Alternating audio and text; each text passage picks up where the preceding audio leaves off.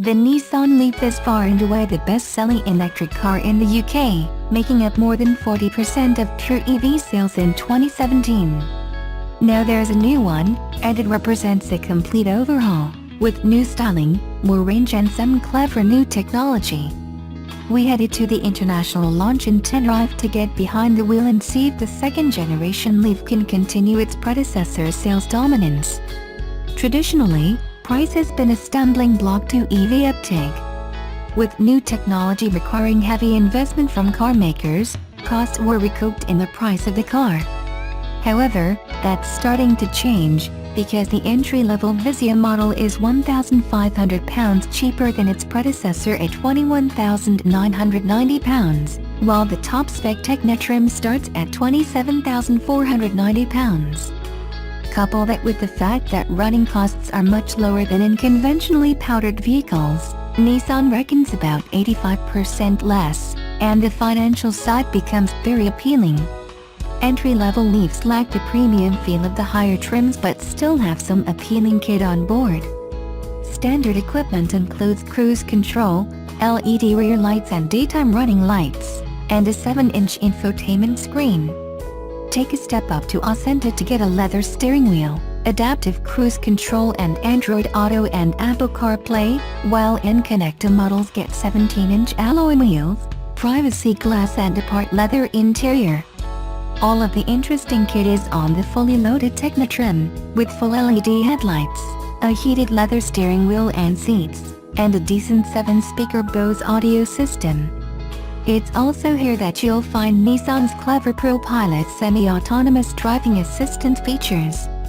Those who've driven the old Leaf will notice similarities in the new model, but there's been a massive improvement in material quality, design and ambience. The leather steering wheel is comfortable to hold and the 7-inch touchscreen is easy to use, even if the graphics are totally outdated. On the top-spec model we tested, dashboard materials look high quality but feel hard and cheap to the touch, though the leather upholstery does make up for that somewhat. Otherwise, the only real complaint is visibility, as the pillars in all four corners are quite thick, which isn't ideal in a city car. Electric cars are generally fun to drive around town because electric motors offer high torque from a standstill and therefore acceleration is punchy, and the Leaf is no different. It's also quiet even at motorway speeds, with impressive levels of refinement not typical to the Japanese car maker's range. The new e-pedal mode ramps up the regenerative braking to replenish the battery whenever you take your foot off the throttle. Nissan has tuned it so that once you get the hang of it, you can drive most of your journey with one pedal, braking for corners by simply lifting off the throttle. It works well and noticeably improves range. Meanwhile, the ProPilot semi-autonomous technology works well. Out on the motorway it will keep up with traffic and even guide you in your line, while a park mode lets you take your feet off the pedal so the car can park itself. And it's no gimmick, because we tried it and it works. The official NEDC figure is 235 miles, but anyone who's driven an EV will know that these figures are notoriously unrealistic. Instead, Nissan prefers to tout the 177-mile range it achieved on the new WLTP combined cycle, which should be more realistic.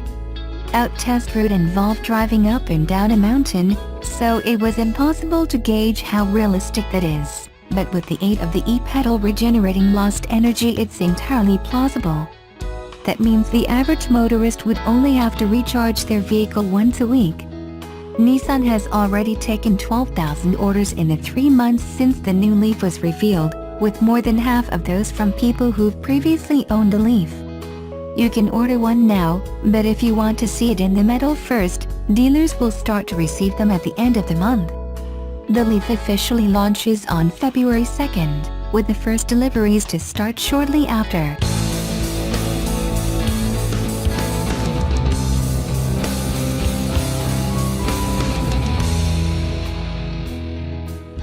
Subaru sells emotion.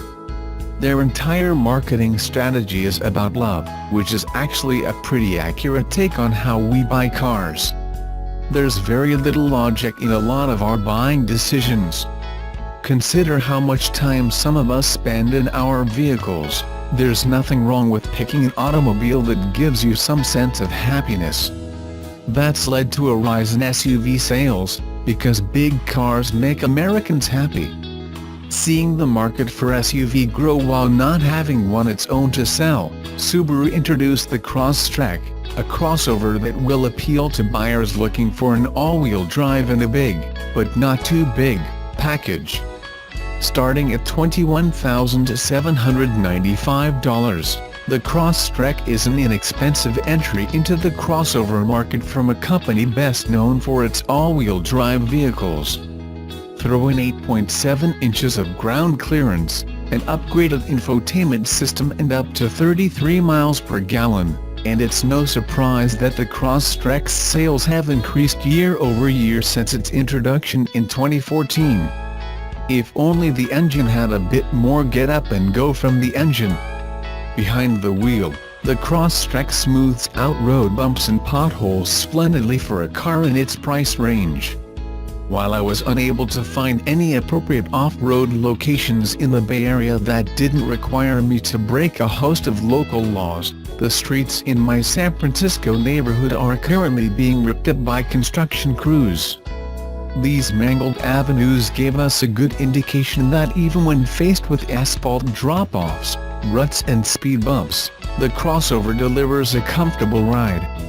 That ride doesn't translate into a switchback munching, cornering machine, but it can hold its own during everyday driving on the Cloverleaf Highway off-ramp and around the corners of the local subdivision. Not that you can push the Crosstrek too much into those turns. With a 2-liter, 4-cylinder boxer engine putting out 152 horsepower and 145 pounds of torque, this small SUV needs a good, long runway to get up to freeway speed. The 0 to 60 time is about 9 seconds. So sit back, relax, and don't expect to go blasting onto the highway. While we pine for a turbo shoved under the hood, overall the Crosstrek drives better than its price would suggest. That value proposition continues on the inside as well. The front and back seats are both comfortable and this new model is also roomier than the previous generation, which was introduced in 2014. The trunk, meanwhile, has enough space for a couple to take a weekend getaway, even if they overpack. Plus, the rear seats fold down to increase the space for an entire week's jaunt with plenty of room for some sporting equipment too. In addition to expanding the cabin, Subaru added its latest infotainment system, called Starlink, a marked improvement over the technology it replaces. Though the design and UI feel reminiscent of a budget tablet, it's still better looking and easier to use than a lot of other systems on the market. It does suffer from some latency issues, though, especially when you're swiping left and right. Also, my taps on icons were occasionally met with a 2-second delay. Still, the time between tap and action usually wasn't any worse than the rest of the systems on the market. Fortunately, Starlink supports both Android Auto and CarPlay for your portable computer needs. Above the touchscreen, you have a choice of 6.5 or 8 inches, is an additional display that I found quite useful. With it, you can see additional information like the time, weather, average fuel consumption and turn-by-turn directions, to name a few examples. The rest of the dash and controls can only be described as utilitarian. Subaru isn't known for its cutting-edge controls design layout. It's nice if you're tired of searching for or trying to decipher a button or knob. But it lacks any real flair. Instead, most of the design team's efforts seem to have gone into the exterior. Though this compact SUV has some striking lines and angles, it still doesn't come close to the aggressive corners and fins you'll find on something like the new Honda Civic. The design is softer, so as to appeal to a broader group of customers. During elevated seat drives we got a chance to check out Subaru's driver assistance package EyeSight. The adaptive cruise control did a fine job in both moving traffic and gridlock. But if you come to a stop and the car isn't moving again after a few seconds, the system will shut off. It does have an audible alert to tell you it's about to hand control back to the driver. Still, if you're stuck in non-stop stop-and-go traffic with multiple long pauses, this can get annoying. The lane assist feature, meanwhile, is more of a suggestion. It helps you stay in your lane while you're actively driving, but it's not really made to keep the car on track for long stretches like Tesla's autopilot feature. Instead, it just sort of nudges you if you're veering too close to the edge of your lane. Sadly, eyesight is not available on the base-level Crosstrek. That option starts at $1,400 for the mid-level premium trim and $2,100 for the high-end limited trim. Without the added safety feature, the Crosstrek, even with its lack of power, is a fun all-wheel drive value that has the potential to win the brand even more fans. Sure, the Subaru Forester has more cargo space and starts at only about $1,000 more, but it's a wagon and people seem to be in love with SUVs. It's that love that Subaru is counting on.